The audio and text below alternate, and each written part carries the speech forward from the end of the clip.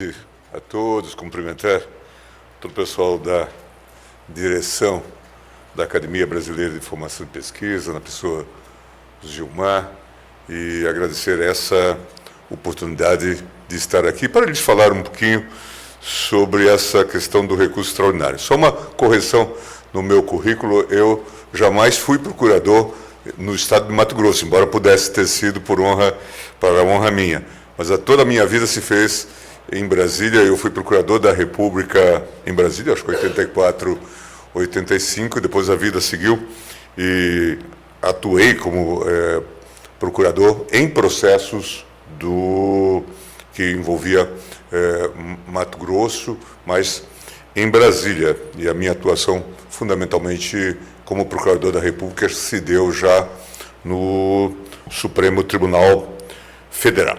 Bem, falar-lhes um pouco sobre o recurso extraordinário, que foi uma das razões de criação do Supremo Tribunal Federal, agora sob a Constituição Republicana de 1891. A Constituição, como sabem, de 1891 é uma marca na mudança das relações que se estabeleceram anteriormente sob a Constituição de 1824. Ainda recentemente nós estamos este ano celebrando os 200 anos da Constituinte de 1823, que foi que elaborou inicialmente um projeto de Constituição para o Brasil, mas a Constituinte foi à época interrompida dissolvida por ato do imperador Dom Pedro I, e se promulgou a Constituição de 1824, onde havia o Supremo Tribunal de Justiça, essa ideia básica, mas o Supremo Tribunal de Justiça não exercia controle de constitucionalidade. Essa ideia era dita que deveria ser ou do poder moderador, exercido pelo imperador, ou pelo Conselho de Estado. Há até um estudo de um professor da USP dizendo dessa possibilidade, e que o Conselho de Estado, sobretudo no Segundo Império, com o Pedro II, teria funcionado como se fosse um órgão de controle de constitucionalidade. Mas só para dizer, portanto, que o Supremo Tribunal de Justiça não exercia esse papel. Formalmente, a Constituição dava esse papel ao próprio Parlamento. Portanto, era uma outra concepção. Vindo a República, nós vamos ter uma série de questões que precisam ser definidas e que são questões materialmente constitucionais. Os próprios conflitos federativos, que vão se estruturar e vão ter grande importância nesse contexto. E também a aferição sobre a boa interpretação do direito federal ordinário, uma questão que a gente não pode esquecer, pela justiça como um todo, basicamente pela justiça estadual. Nós hoje sabemos, vivemos com essa dicotomia, não é? Os recursos especiais, né? O extraordinário e o especial, agora estão divididos em dois tribunais. Mas de 1890, 1891 até 1988, a competência do Supremo Tribunal Federal no recurso extraordinário dizia respeito tanto às questões constitucionais como às questões do direito federal, né?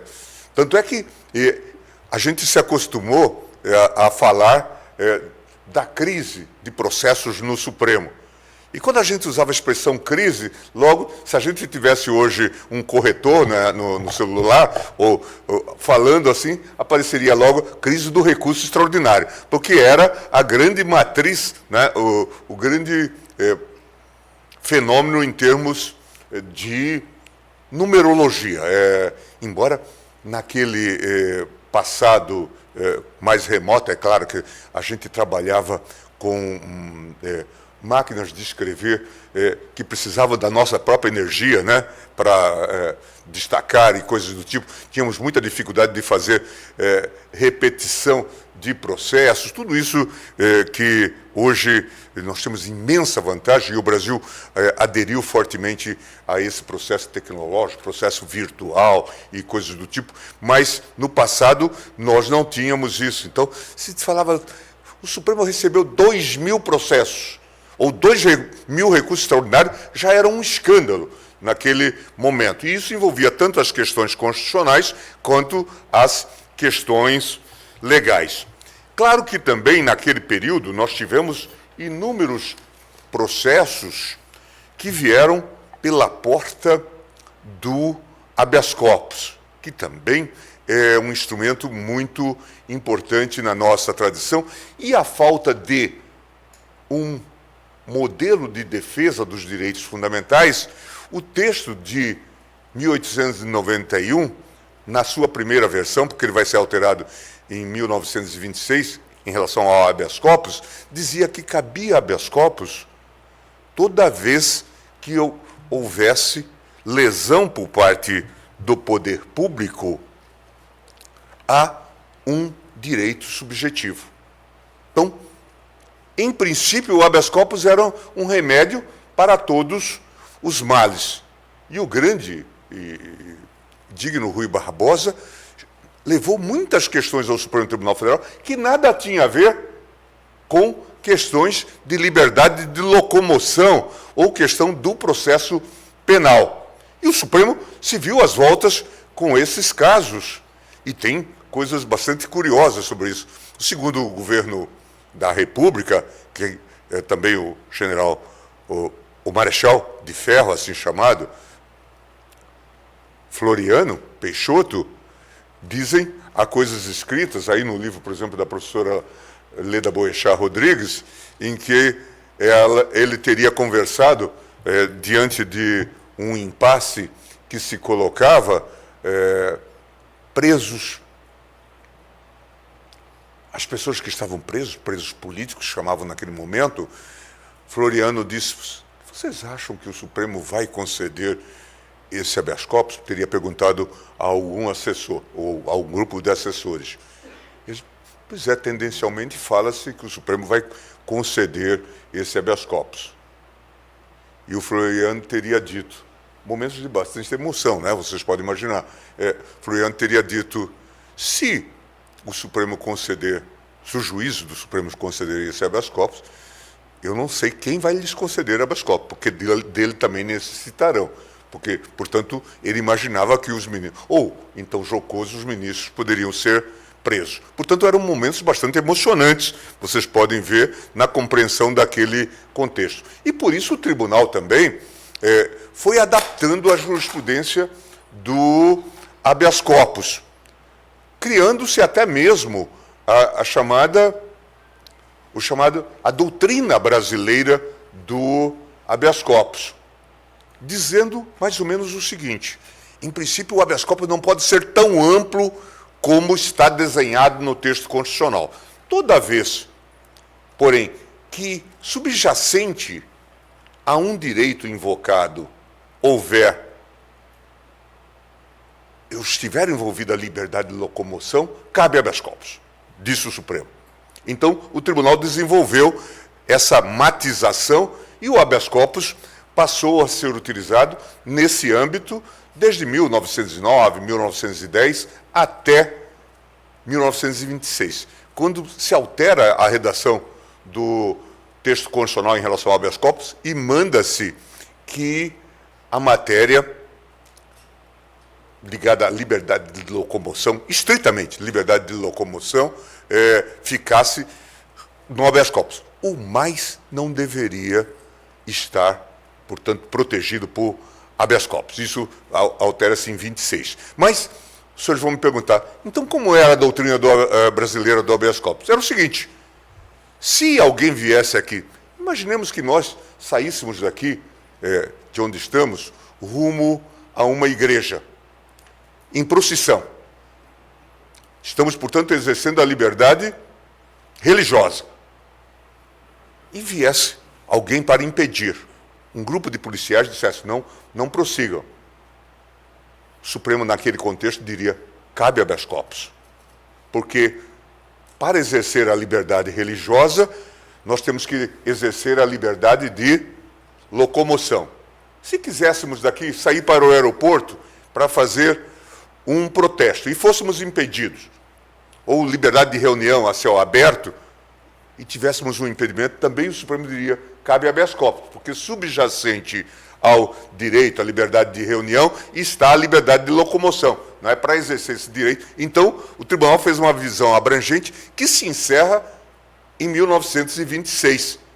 E por isso que os senhores vão perceber que logo se nota que o sistema ficou com uma lacuna no sistema de proteção, e por isso veio, então, a partir de 34, e aí se segue, o mandado de segurança nesse contexto. Mas voltando ao nosso recurso extraordinário, então o recurso extraordinário, já no modelo de 1890, 91, 90 eu estou me referindo porque se promulgou uma Constituição provisória em 1890, e que depois foi aprovada no processo constituinte de 1891, e, portanto, a gente fala na Constituição de 1891. Nós passamos a ter esse modelo de recurso extraordinário previsto no writ of error, ou inspirado no writ of error do direito americano. A base do nosso texto constitucional está num decreto ou a base do nosso recurso extraordinário está no decreto 848 de 1890. Portanto, desde então nós praticamos e temos o recurso extraordinário, que, não se esqueçam, tinha esse duplo mistério de defesa da Constituição em geral, portanto, da constitucionalidade, mas também da aplicação legítima do direito federal ordinário. Portanto, o Supremo tinha esse duplo mistério. E essa competência veio até, como sabem, 88.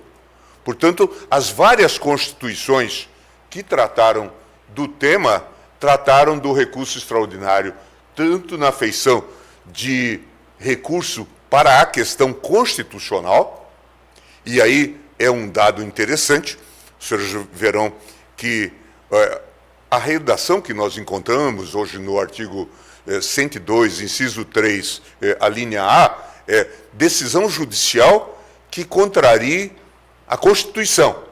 Logo, portanto, nenhuma dúvida de que aqui é a regra matriz do cabimento do recurso extraordinário.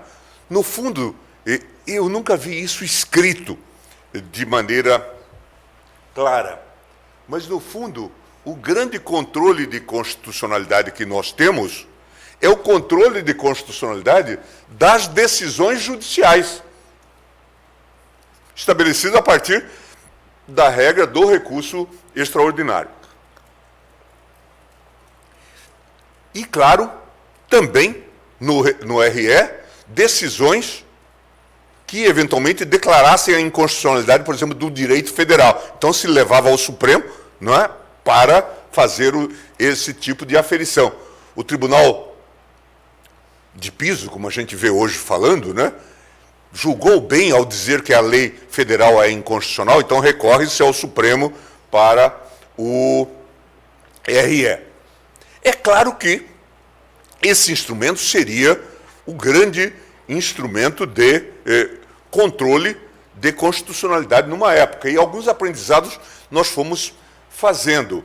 Os americanos, já lá por 25, já se assustavam com o excesso de processos para a Corte Suprema Americana. E eles têm, como os senhores sabem, por conta do modelo de precedentes, eles trabalham com a ideia do stare decisis. O que é o stare decisis? A ideia de que uma decisão superior, do Tribunal Superior, vincula as cortes inferiores. Isso dito em matéria de controle de constitucionalidade, significa que a lei declarada inconstitucional pela Suprema Corte terá efeito erga omnes ou vinculante, porque nenhum juiz ou tribunal vai mais aplicar essa lei. Mas para defender-se do excesso de processos que subam à Suprema Corte e dar alguma discricionariedade, eles desenvolveram o chamado writ of certiorari, que é uma ideia básica para dizer, em casos em que a competência não seja originária, só se sobe para a Corte se nós entendermos que cabe. No Brasil não se fez nada disso. Nós não tínhamos efeito vinculante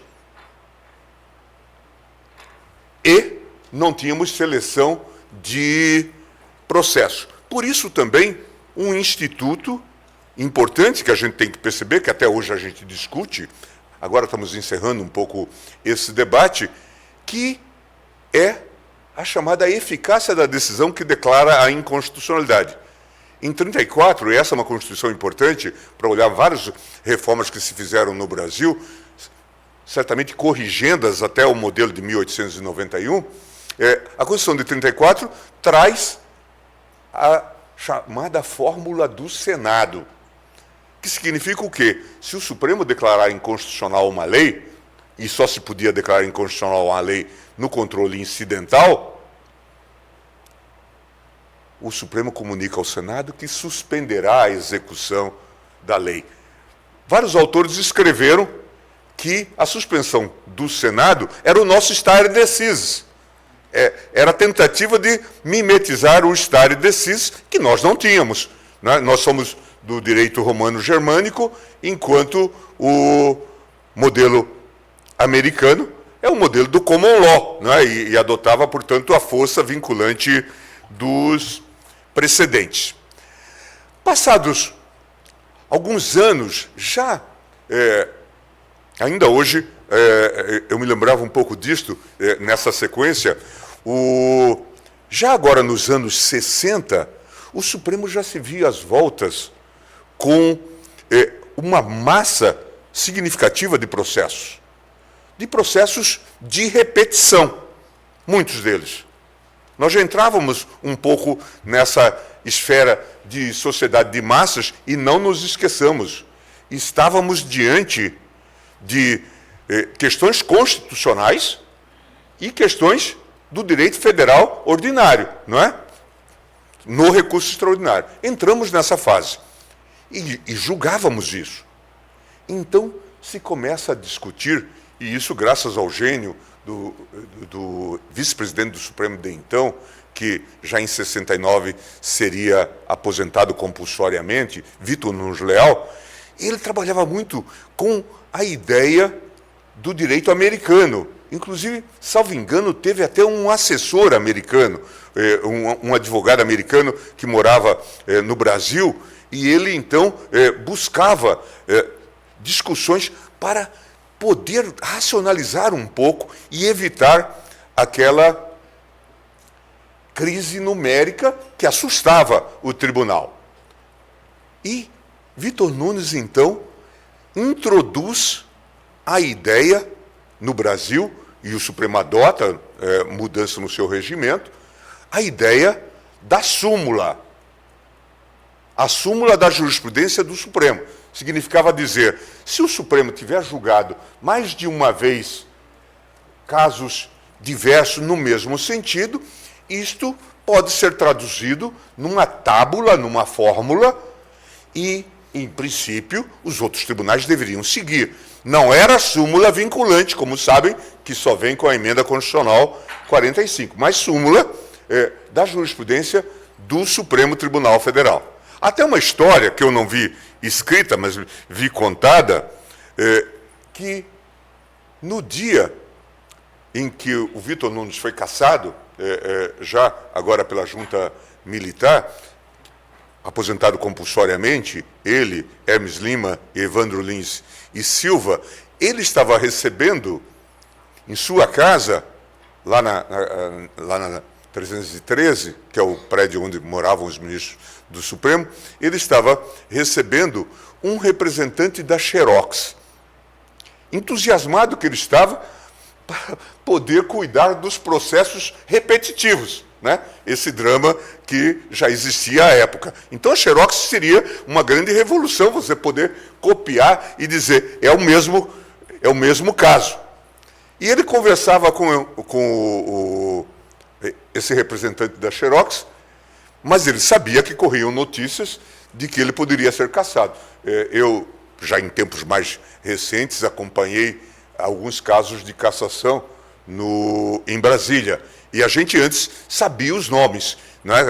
Começavam a vazar os nomes e tal, até que se confirmava ou não. Então ele tinha ouvido falar, obviamente tinha amigos no governo e tal, conhecia aquela situação toda na política, e ele então estava a escutar, quem me contou isso foi até o advogado brilhante Sérgio Bermudes.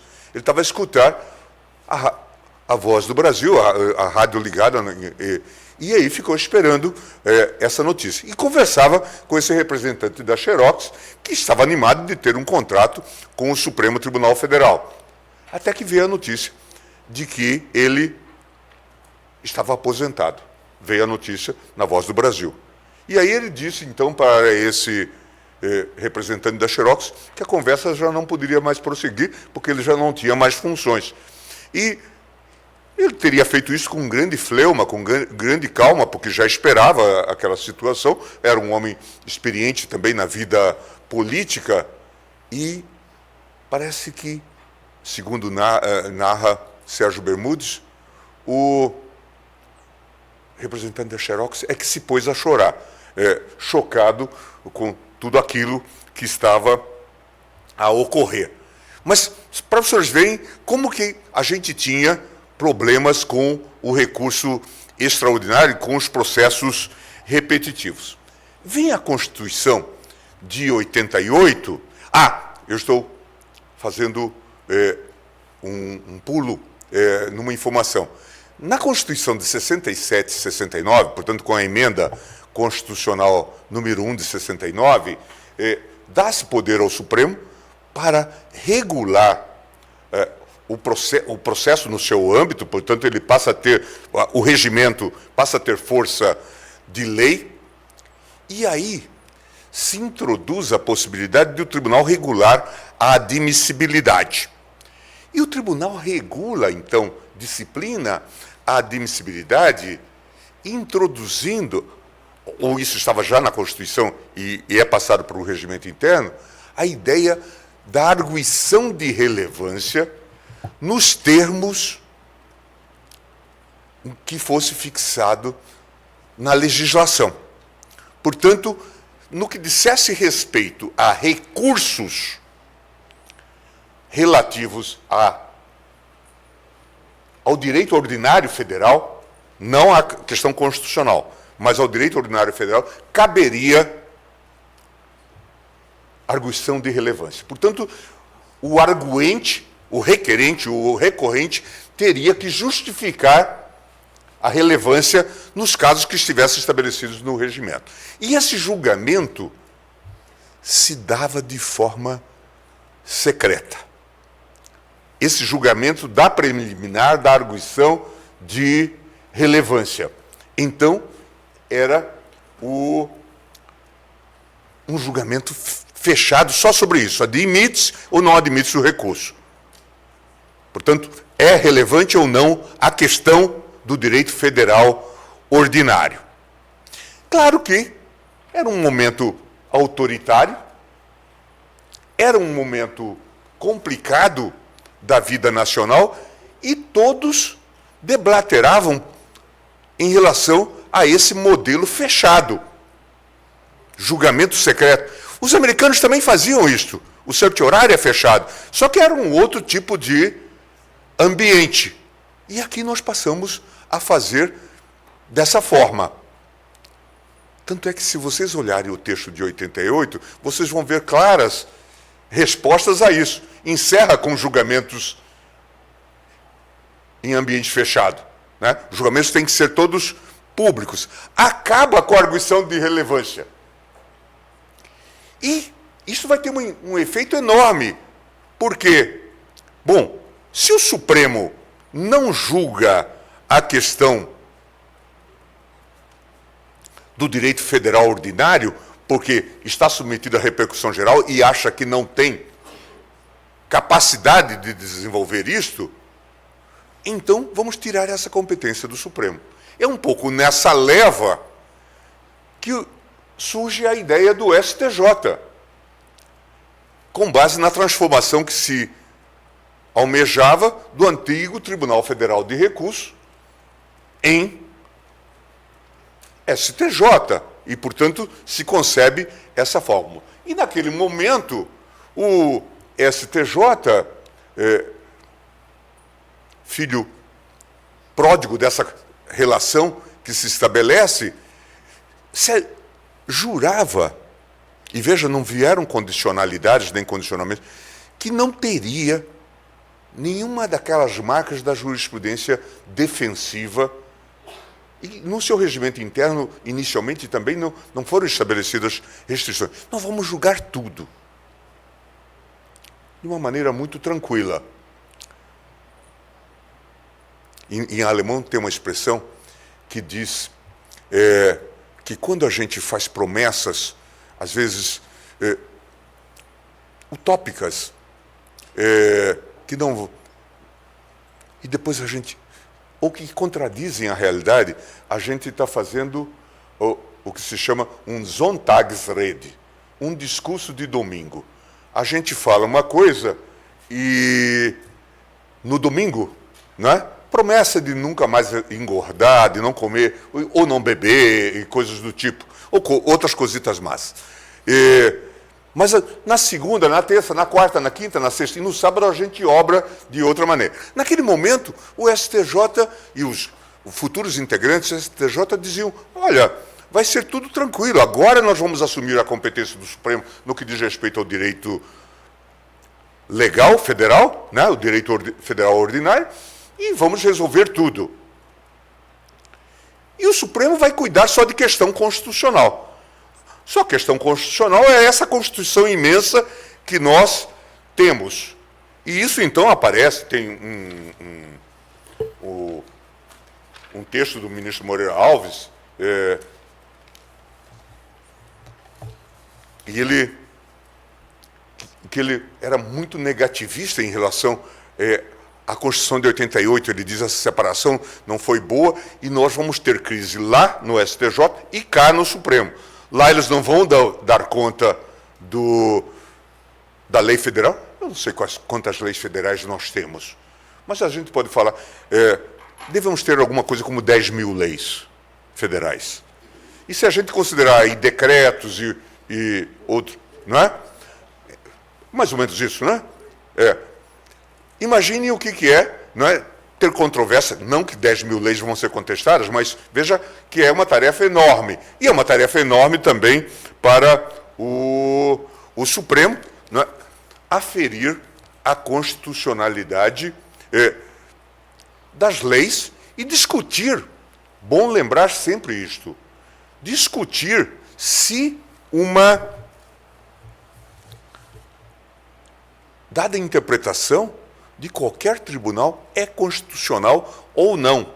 Não vamos nos esquecer disso. No Brasil, do RE, nós fazemos controle de constitucionalidade das decisões judiciais. É isso que acaba ocorrendo. Então, Moreira Alves, nessa passagem, diz o seguinte: no passado, quando se falava em crise do Supremo, e que, na verdade, era mais propriamente a crise do recurso extraordinário, em face da multiplicidade de causas que iam chegando anualmente, numa progressão que, de aritmética, já se estava tornando quase uma progressão geométrica, ele, pouco a pouco, tomou certas iniciativas para tentar conter a marcha evolutiva desses números, para que pudesse atuar realmente como Corte Suprema, como grande corte da Federação. Por isso, se nós volvermos as vistas para o passado, veremos que houve uma série de providências, ora de natureza legislativa, ora de construção jurisprudencial, ora de emendas constitucionais e até mesmo de atuação do Poder Constituinte originário para tentar fazer com que a Corte pudesse manter-se no seu papel de grandeza da Corte da Federação e, consequentemente, não sucumbir diante da avalanche de recursos e de processos, muitos dos quais diziam respeito a questões de pouco valor em face dos magnos problemas constitucionais da Federação. E aí, claro, nesse contexto, o Supremo, nesse contexto todo, nesse período todo, desenvolve aquilo que a gente chama uma jurisprudência defensiva. Pré-questionamento, por exemplo, né? Exigência de que a questão esteja bem discutida naquele processo, né? Ou, se não, que tenha entrado com embargos de declaração. No fundo, é uma sofisticaria, porque se de fato a decisão é inconstitucional, pouco importa pré-questionamento ou não, mas isto era uma exigência. Ou muitas vezes o Supremo dizia, não tem questão constitucional, porque a fundamentação toda ela é legal e assim por diante, portanto não tinha pré-questionamento. Tudo isso fazia parte de uma jurisprudência defensiva a propósito dessa temática. Quando vem 88, é muito curioso, e aí certamente o fenômeno tem múltiplas causas. Eu me lembro que, talvez 87 e 88, nós tínhamos no Supremo Tribunal Federal alguma coisa como 20 mil processos anos, 18 mil. Em 2000, senhores, nós chegamos à marca de 100 mil processos ano. Isto significa, fácil dizer, sabendo que a presidente ou o presidente não estão submetidos à distribuição, distribuído por 10 ministros, não é? 10 juízes, são 10 mil processos. E isto foi por um longo período de tempo, e por isso veio a discussão que se seguiu, não é? A propósito da repercussão geral. E aí, sobre isso, vou falar um pouco mais sobre essa questão e esses avanços. Então,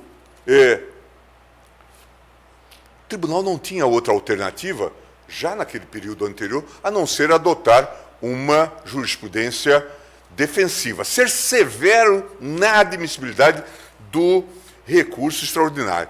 E se a gente for olhar, nós temos muitas súmulas, inúmeras súmulas, antes das súmulas vinculantes, portanto, no período pré-Constituição de 88, que tratam sempre da questão do cabimento do recurso extraordinário. São dezenas de súmulas que tratam disso nesta placa ou sob esta epígrafe dessa chamada jurisprudência defensiva. Mas aí chegamos a muitas discussões em torno desse assunto já nos anos 2000. Aquela previsão de Moreira Alves de que o STJ estaria inviabilizado em pouco tempo com o direito federal ordinário e nós, Supremo, estaríamos inviabilizados com o direito constitucional, inclusive com o RE, se perfez. Então começamos a discutir saídas para o modelo.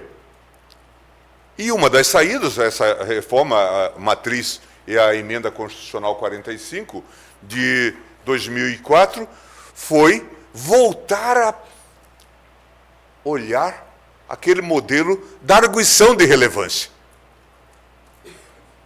Mas a arguição de relevância tinha se tornado maldita, tendo em vista a experiência do passado. Então, sequer o seu nome deveria ser pronunciado.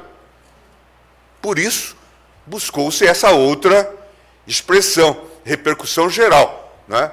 Porque, de fato, todos amaldiçoavam a arguição de relevância, não pelo juízo de relevância, e nem porque ela era aplicável ao controle de constitucionalidade ou às questões constitucionais. À época, ela era só aplicável ao direito federal ordinário.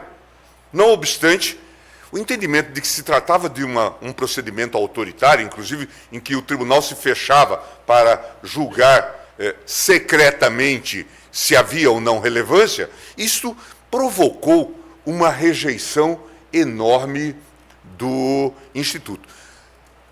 Veja que não entrou na Constituição de 88, mas a crise prosseguiu, a crise numérica, e a gente, então, entra nesse debate. Aí eu participei ativamente dessa questão, juntamente com o Jobim.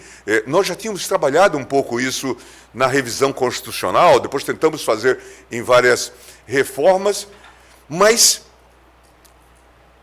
finalmente, se conseguiu. Tinha muita objeção da Ordem dos Advogados por conta do trauma da arguição de relevância, mas se viu que ou se faria alguma coisa, ou nós sucumbiríamos. Os senhores sabem que com 10 mil processos sendo distribuídos por ano por gabinete, obviamente que você ou expulsa os processos de lá de alguma forma, e aí a jurisprudência defensiva se torna... esqueceu a procuração. Não vai ter que juntar, já devolva. Né? Ou você será expulso do gabinete pelos processos. Né? Então, é um dilema sem igual. Fomos para a repercussão geral. E o que saiu foi um modelo restritivo. Porque agora a repercussão geral em matéria constitucional. Cabimento no recurso extraordinário perante o Supremo Tribunal Federal. Né? Esse foi o modelo da Emenda Constitucional 45 de 2004. Então se adotou um modelo bastante restritivo. O que se disse? Que se pode reconhecer a repercussão geral e ela só será rejeitada com 2/3 dos votos. Portanto, se adotou um modelo de que com 4 votos favoráveis ao reconhecimento da repercussão geral, ela é aceita. Um rule of 4 no modelo americano, só que de forma invertida. Com 4 votos, eu já aceito. Por quê? Porque era um modelo restritivo que se estava dando ao Supremo Tribunal Federal, né, da repercussão geral. E, claro, passamos, eu me lembro, nós fizemos a lei depois, acho que Peluso e eu trabalhamos na lei para tratar da repercussão geral. Aprovou-se também agora a súmula vinculante, mudando, portanto, do modelo da súmula anterior, não é, de que era a súmula da jurisprudência do Supremo, agora passa a ser vinculante, desde que haja 2/3 dos votos, então mais um passo importante nessa linha, e adotamos, então, a repercussão geral.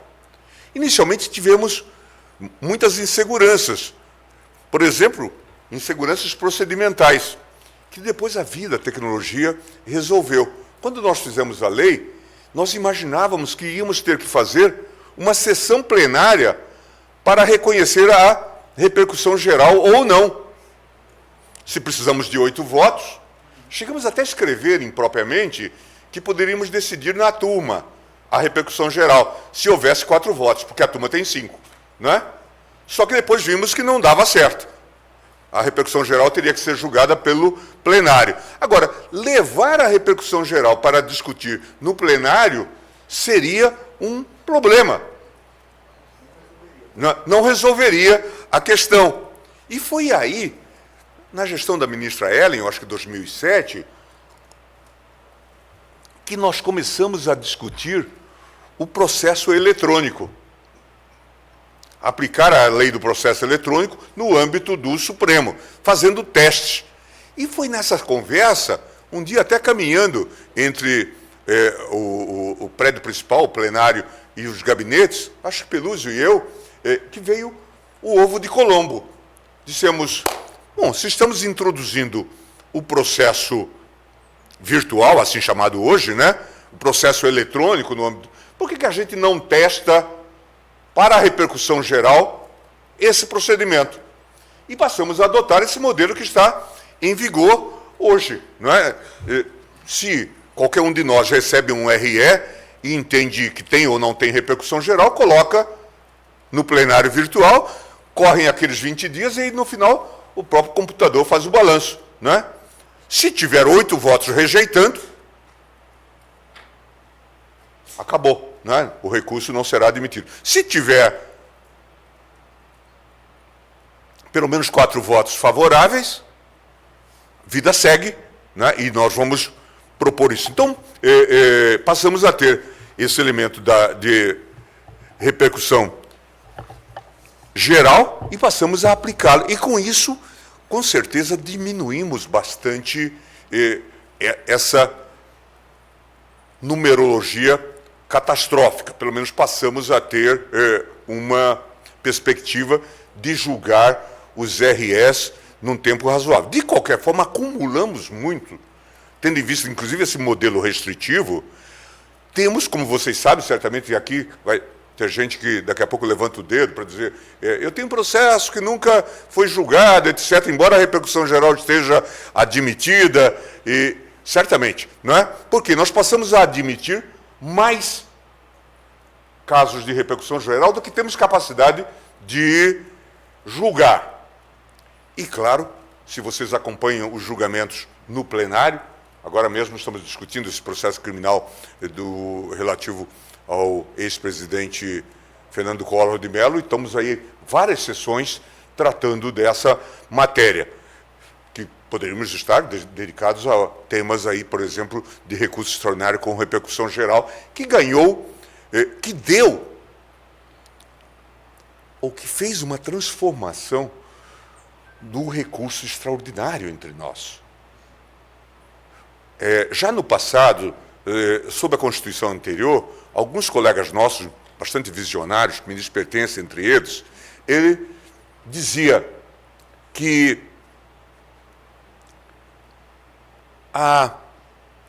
o recurso extraordinário tinha uma tendência para ser um processo de caráter objetivo, porque fixava premissas para além do caso concreto. Com a repercussão geral, dá-se essa objetivação. A decisão vale, em princípio, com eficácia geral. Passa-se a aplicar de uma maneira ampla, portanto, se dá uma objetivação. Esse é um passo importante e, por isso, nós tivemos progressos importantes do ponto de vista processual. Se eu tenho um processo, e veja, nesse caso até é uma matriz importante, que é a lei dos juizados especiais. A lei que tratou dos juizados especiais é a lei 10.254, juizados especiais federais. Lá nós fizemos, isso até foi um pouco impulso meu, que estava encerrando o meu ciclo, acho, como AGU, mas eu tinha muita cabeça em torno desse assunto. Eu dizia, eu não preciso, enquanto AGU, de que todos os casos subam ao Supremo Tribunal Federal. Me basta que um suba e que os demais fiquem suspensos nas instâncias. RE admitido e tal, cabe RE contra a decisão do juizado especial, né? Não cabe RESP, né? Então, era essa a ideia. Essa ideia veio para cá, para o processo da repercussão geral. Eu posso suspender os demais processos, o presidente pode sobrestar, nós podemos fazer, e julgamos só o caso que será o leading case. E depois temos aquele trabalho enorme de fazer a implementação da jurisprudência que foi fixada no recurso extraordinário com repercussão geral nos demais casos. Então, aqui, deu-se um passo significativo e, de fato, nós mudamos um pouco o curso da história e avançamos nessa seara, melhoramos bastante esse ambiente, embora haja muito a avançar, certamente podemos racionalizar. Pedaço do progresso mais recente tem a ver também com a ampliação, e isso vai se dar na gestão do ministro Toffoli, e eu sei que também vai ter controvérsias sobre isso, com a ampliação do plenário virtual. Antes, agravos e outros temas, e a própria repercussão, a admissibilidade ou não da repercussão geral, agora, amplamente, nós temos o plenário virtual. Nós tínhamos adins contra constituições estaduais naquele período imediatamente pós-88, que nós não conseguimos julgar. Às vezes, governador veio ao Supremo Tribunal Federal para arguir a inconstitucionalidade da Constituição quase como um todo. E nós atrasados com isso. Também vários casos de IRE, às vezes para confirmação de jurisprudência e tal. Também se deu vazão a isso e deu-se uma resposta em relação a essa crise. Então, avançamos. Hoje acho que somos melhores, ou estamos melhores do que ontem. Continuamos a ter jurisprudência defensiva, mas, como eu disse, o RE ganhou uma característica mais e mais objetiva. Tanto é que discutimos hoje, e às vezes batemos cabeça, sobre uma equalização daquilo que se dá no controle abstrato de normas para aquilo que se dá no controle de constitucionalidade, vamos chamar assim, das decisões judiciais em geral. Passamos a ter, então, essa dimensão. Por exemplo, discutimos modulação de efeitos e fazemos modulação de efeitos em sede de RE com repercussão geral. E já afirmamos, inclusive, que quando não houver declaração de inconstitucionalidade, mas houver declaração de inconstitucionalidade de uma sentença, nós não precisamos dessa maioria qualificada do artigo 27 da Lei 9868, dos 2/3, basta-nos a maioria absoluta. E temos um pouco de controvérsia se houver declaração de inconstitucionalidade de uma lei, se podemos modular com base no artigo 27, ou se basta a regra que está prevista agora no novo CPC, de fazer-se com maioria absoluta. Então, um tema que precisa ser discutido e renovado. Mas eu imagino que nós vamos caminhar para uma equalização praticamente absoluta em relação ao que ocorre no controle abstrato, na lei da ADIM e da ADC, e aquilo que ocorre também em sede de controle incidental e no âmbito do RE. Bom, o primeiro inciso do artigo 102.3 diz que cabe recurso extraordinário quando houver contrariedade à Constituição. O segundo, portanto, isto é bastante amplo e é a matriz de todos os desdobramentos. O segundo diz, quando a decisão recorrida declarar a inconstitucionalidade de tratado ou lei federal, modelo, portanto, tradicional de proteção do sistema. E este aqui foi uma construção interessante, quando a decisão recorrida julgar válida lei ou ato do governo local contestado em face da Constituição. Portanto, de novo, proteção da Constituição vis-à-vis a questão proteger o direito local em face da Constituição Federal. Então, essa é uma competência do Supremo. E aí uma mudança que decorreu de uma crítica feita pelo Supremo Tribunal Federal. O item D do 102.3. Quando a decisão recorrida julgar válida a lei local contestada em face de lei federal. Esse dispositivo estava na competência do STJ, porque falava-se julgar válida a lei local contestada em face de lei federal. Entenderam que isto era matéria de direito federal ordinário. E, portanto, estava na competência, no texto de 88, do STJ.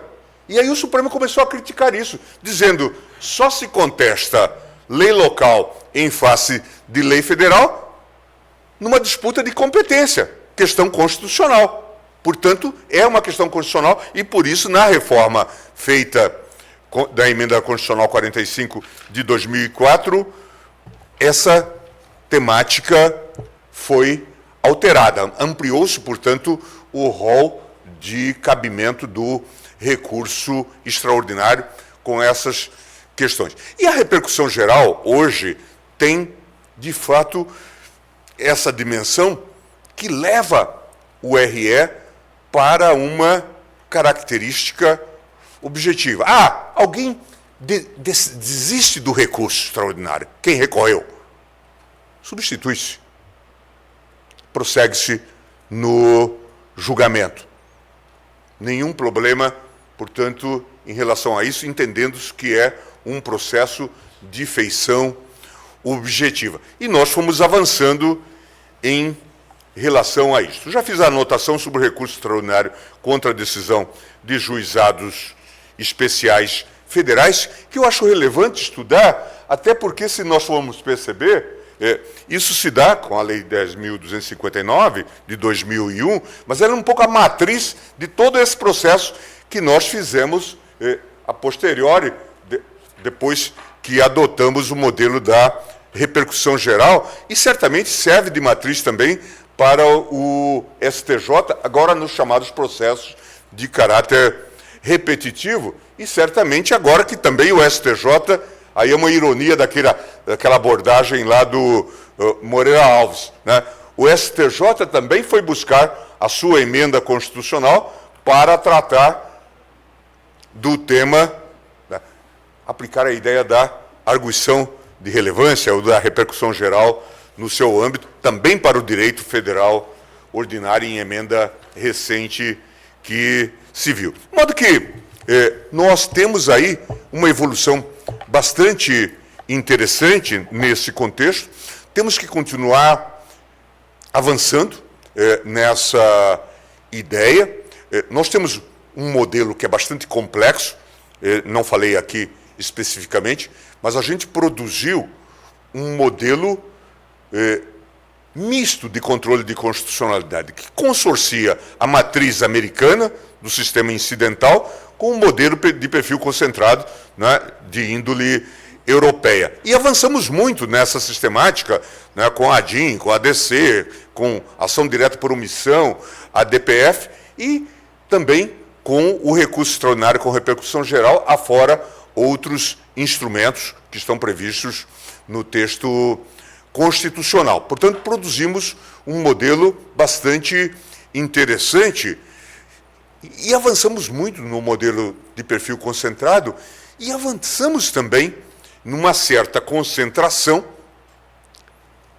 do julgamento em processo incidental de controle de constitucionalidade, aqui envolvendo a constitucionalidade propriamente dita, ou a constitucionalidade de uma decisão judicial.